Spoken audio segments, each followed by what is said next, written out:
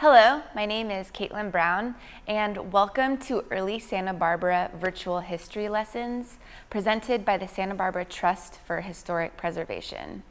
This lesson will be focused on contextualizing and analyzing artifacts in archaeology. Right now, we are at the outer defense wall of El Presidio de Santa Barbara, on the area of where an archaeological excavation has just occurred. One of the most important things about archaeology are these artifacts that we find.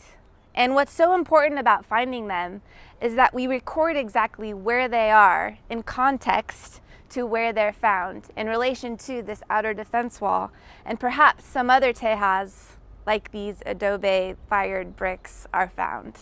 So remember, if you ever find an artifact within an archaeological site, be sure to keep it there so an archaeologist can later find it and record it.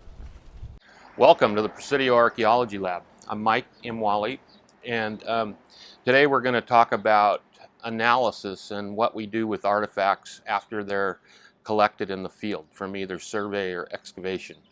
Some of the types of things that we find relate to the houses that people lived in, the clothing that they wore, the food that they ate, and a lot of times the way that they prepared the food. Examples of that from the artifacts that we excavated earlier would be this ceramic roof tile, which is an indication that the adobe buildings were covered with tile roofs.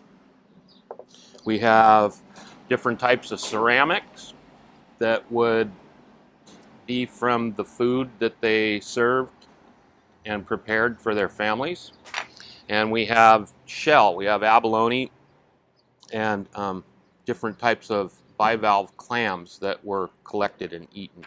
So it tells us something about the way the people that lived here at the Presidio lived. So with each kind of class of materials that we excavated, you saw earlier there were metal and glass and ceramic artifacts. Each one of those material types gets further analysis once it gets back to the laboratory.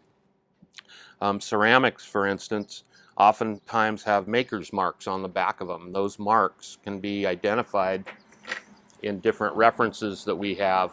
They can tell us exactly how old that particular piece of ceramic is, but also where it was manufactured, whether it came from the United States or whether it was imported from somewhere in Europe, or in the case of this piece of ceramic here, China. This is a Chinese export porcelain.